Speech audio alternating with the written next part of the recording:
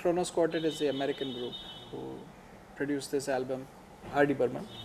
Songs from Bollywood, R.D. Burman's Bollywood. So they are classical musicians, grown up on Beethoven, Bach, Mozart. So I was asking David Harrington, he's the leader of the group, how would you compare him to Western classical musicians because you have grown up? So he said, I would put him in the league of Schubert. And he said that it's a big thing to compare anybody to Schubert. We picked up some more songs. I said, David, you haven't heard these, some of the songs which are, rare. I said, listen to these. So he heard all of that. When we finished the recording, in San Francisco we had recorded. So he came back and he said, Anand, I'd like to correct myself. So I said, what? I said, I said he was Schubert, but no, he's Mozart. जब उसने कोई चीज़ बनाई तो ये नहीं था, घमंड नहीं था कि मैंने बनाया है तो गाइए आप, सिंगर हैं, गाइए अभी आप, ऐसा नहीं था. मैं चेंज कर दूं, अच्छा नहीं है ना ये मैं ये कर दूं. मैं कहा ऐसा क्यों बोल रहे हैं? मुश्किल था. मैंने कहा मैं मेहनत करूँगी, चेंज मत करो. उसको ये भी पता था कि आर्टिस्ट को बोलो चेंज कर दूं तो आर्टिस्ट का ईगो खड़ा हो जाता है कि हम कैसे नहीं गाएंगे. तो ये भी था उसमें. ये सीखने वाली बात है किसी भी म्यूज़िक डायरेक्टर को कि आर्टिस्ट को आप गाना सिखा रहे हैं. गाना उसने सीख लिया, अब उसके बाद रिकॉर्डिंग शुरू होती. अगर आप किसी को रोकेंगे, टोकेंगे, ख़राब कहेंगे, कुछ कहेंगे तो वो इंसान जो है वो भी चला जाता है. तो उसको उभारते रहना, वाह बहुत अच्छे, बहुत अच्छे, बहुत अच्छा है, लेकिन थोड़ा सा ये करो, ये जो होता है ना, इससे सब लोग खुश. उसका रिकॉर्डिंग होने से सभी खुश रहते थे, कोरस से लेके बिल्कुल मतलब दरवाजे का वो जो खड़े होने वाला सर. लोगों के फ़ोन आते थे मुझे कि पंचम का गाना होगा तो हमें बुलाना.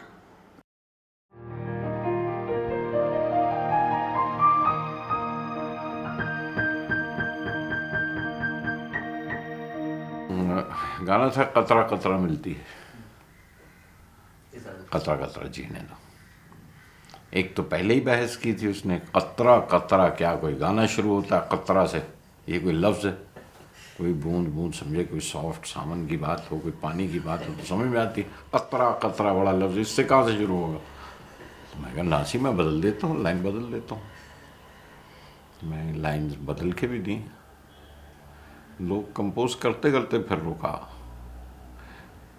तो उसने शोभन से कहा, अच्छा बात सुनो, ये अगर वाकई कतरे की तरह ट्रीट करें, कतरा कतरा मिलती है, कतरा कतरा मिलती है, it makes a very nice interesting beginning. मैं बैठा हुआ था तो देखा कि ये मुस्कुरा रहा है. हाँ कुछ नहीं, तुम चेंज करना चेंज कर लो, नहीं तो ये है ना पड़ेगा. तो मैं मालूम था कि क्या होने वाला, घूम के आता है वो करेगा. तो रिकॉर्डिंग में जाके म्यूजिक भी नहीं बैठा मेरे साथ. तो कुछ लाइनें एक ट्रैक पे आधी छोड़ दी आशा जी की. तो मैं क्या बैठे रहो, बताते हैं तुम्हें. तो वो आधी छोड़ के यहाँ पे लाइन, उसके बाद फिर बीच में एक लाइन छोड़ के अगली लाइन में. उस गाने में अगर आपने देखा हो तो आशा जी अपनी ही आवाज के ऊपर आलाप लेकर दूसरी लाइन आती हैं, उसी पे आलाप. तो जब वो किया उसने तो मेरी तरफ मुस्कुरा के देखा. टाइम्स ऑफ इंडिया लेके आते थे, अब इसे पिक्चराइज करो.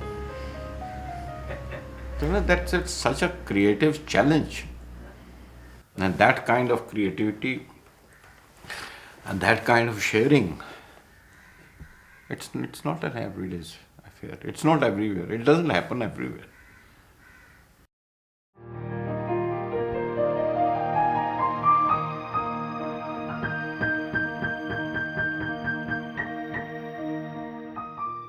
दत्त साहब का जो रोल था, भोले का रोल, वो दैट वाज, आप लोगों को मालूम नहीं, it was original casting was R D Burman in place of Dutt साहब.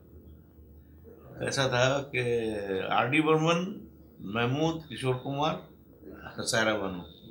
But then Pancham, I don't know what happened, because he worked in Bhoot Bangla and प्यार का मौसम. तो एक वो था, maybe Mehmood wanted him to do this role, but later on Dutt साहब ने किया.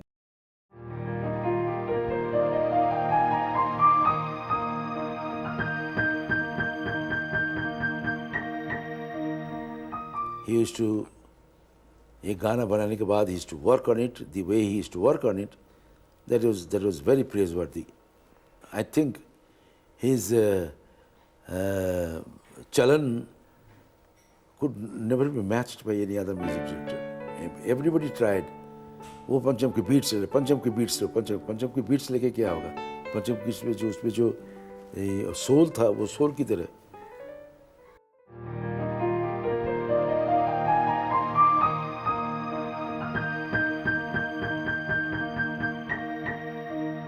एक आदमी की जो विजुअलाइज करते थे गाना कहाँ से उसका ऑर्केस्ट्रेशन, कहाँ पर ब्रास बीच में आ रहा है, कहाँ से बीच में तारशनाई बज रही है, कहाँ संतूर बज रहा है, कहाँ सितार आ रही है, जो आजकल अक्सर जिक्र करते हैं कि फ्यूजन म्यूज़िक. मैं समझता हूँ बेस्ट फ्यूजन म्यूज़िक हमारी हिंदी फिल्मों में हुआ है, और उसकी एक मिसाल है R.D. बर्मन का म्यूज़िक, कि अलग अलग किस्म के इंस्ट्रूमेंट्स, जो सिम्फनी में पूरा ऑर्केस्ट्रा होता है वो सब चीज़ें वहाँ हैं. वायलिन्स हैं, व्योलाज हैं, चेलोज हैं, टिम्फनी है, बेस गिटार भी है, मॉडर्न जो इंस्ट्रूमेंट हैं इलेक्ट्रॉनिक गिटार भी है, और उसके साथ में सारंगी भी है, उसके साथ में संतूर भी है, उसके साथ में सरोद सितार भी है, तबला भी है, ढोलक भी है. तो ये this is the ideal kind of fusion which he could create in those times.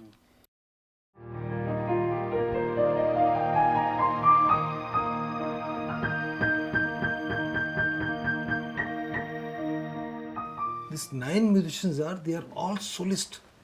You can give them anything, they will play. वहाँ पे कोई पंचम नहीं है और कोई बासुदा नहीं है और कोई अपना मनोरी नहीं है, कोई कुछ नहीं, सब they are all, everybody is R.D. Burman and everybody is musician. Even Pancham is also a musician and everybody is R.D. Burman. They are working like a family. टाक टाक टाक ये बोला ये और 20 मिनट में गाना रेडी हो गया. Like that they used to compose songs in minutes.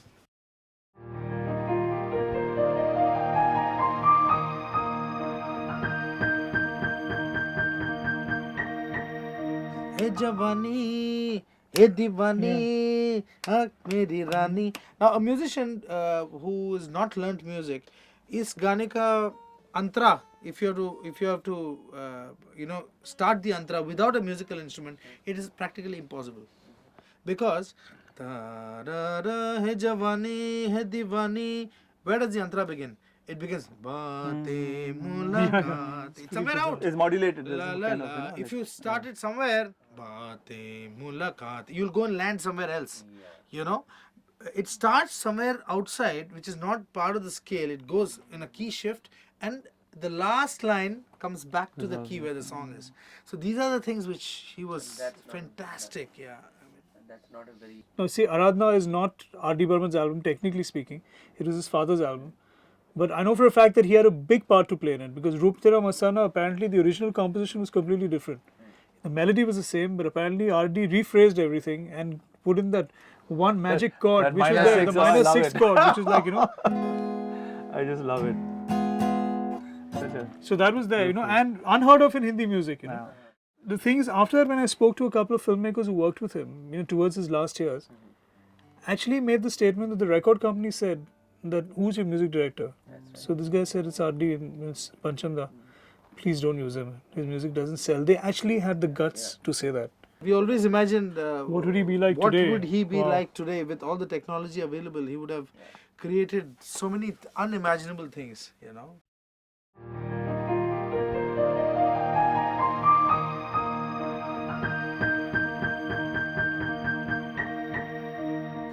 He was known for his vocal rhythms, where he incorporated the breath as one aspect of rhythm, which took me a while to figure out how to do that kind of rhythm. But for him, he was a natural at that. And then, of course, his way of using but he used that distorted spit sound from the throat as a dunya mein logo ko, but making it sound musical and making it sound good.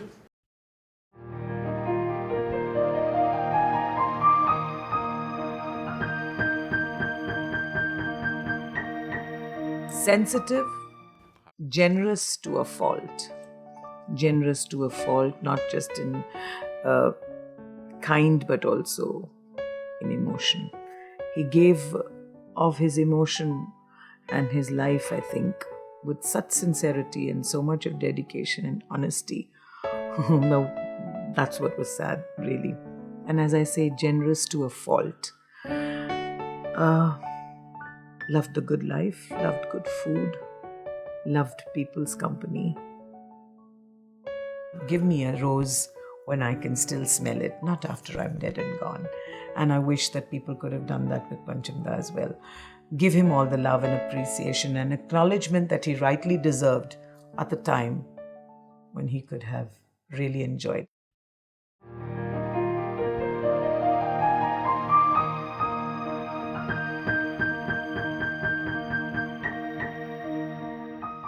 He wasn't alive the day Filmfare happened, and Love Story 1942 got all the awards, and that was the first time I walked up on stage for my first Filmfare. And I know that when I was on stage, I was almost crying, not because of the success of my having got a Filmfare award, but his absence, that he was not there to see how the whole industry was giving him a standing ovation for the work he had done, and how he would have risen to the top again. I know that even after his death, posthumously, he's the most successful music director. All the remixes being made today, all the younger generation, the kind of songs they all like, it's all Panchamda's songs. Panchamda is living through, he's lived through his time now, he's living through the next generation. But sometimes I feel sorry he was not there to see all this in the end. Because he's such a nice person, because he's really such a sweet person.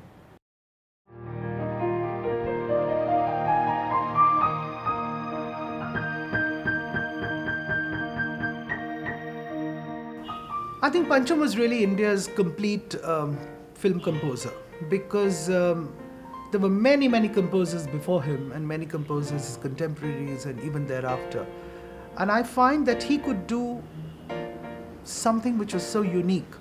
He could do everything that they could and much more, but they couldn't do everything that he could. So in that one respect, I think he was quite unique. And of course, as I said, in today's context, he was really global, he was international, he was eternal. And it really, really pains me to talk about him so many years afterwards, because I find that this posthumous recognition and saying, oh, he was ahead of his time and today's youngsters love him and today's composers copy him, emulate him.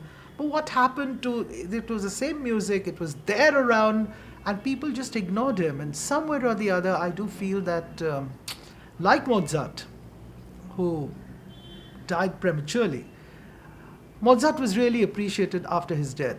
And maybe Pancham probably is going to go the same way of eternal fame because he was posthumously recognized.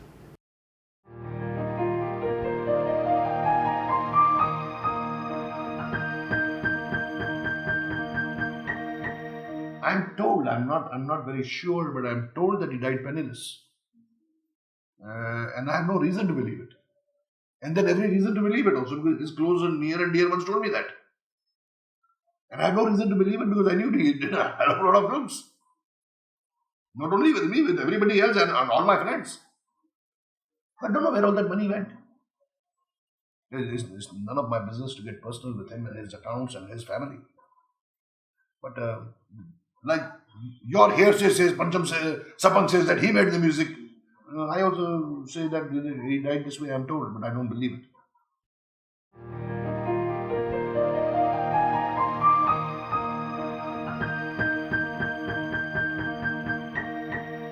वो वक्त भी मैंने देखा कि जब पंचम के बेहतरीन दोस्तों ने उनका साथ छोड़ दिया और वो बिल्कुल ही अकेले पड़ गए. मतलब जैसे अंग्रेज़ी में कहते हैं ना कि his back was against the wall, वो सिचुएशन थी. और उस वक्त देखिए किस्मत से वो पिक्चर मिली, लव स्टोरी 1942, कि जिसमें मेरे ख़्याल से पंचम ने म्यूज़िक ये सोच के दी थी कि अब इस बार फ़ैसला होना हमेशा के लिए.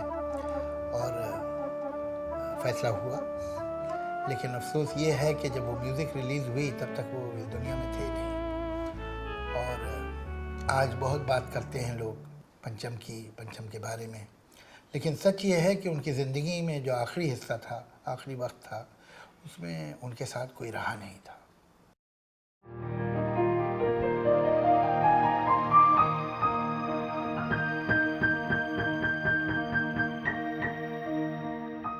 many people who I'm sure you've interviewed, most of them, who completely disowned R.D. Burman when he was alive.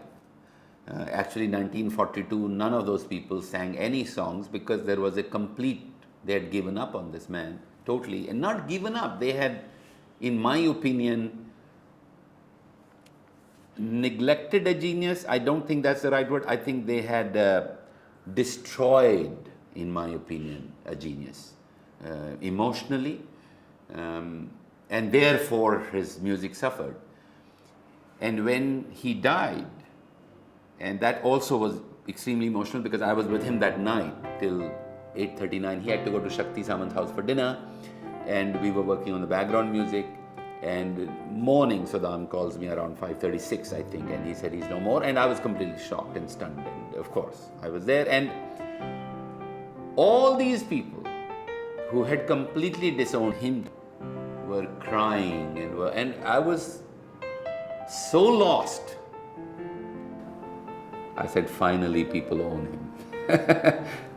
People who disowned him for all his life.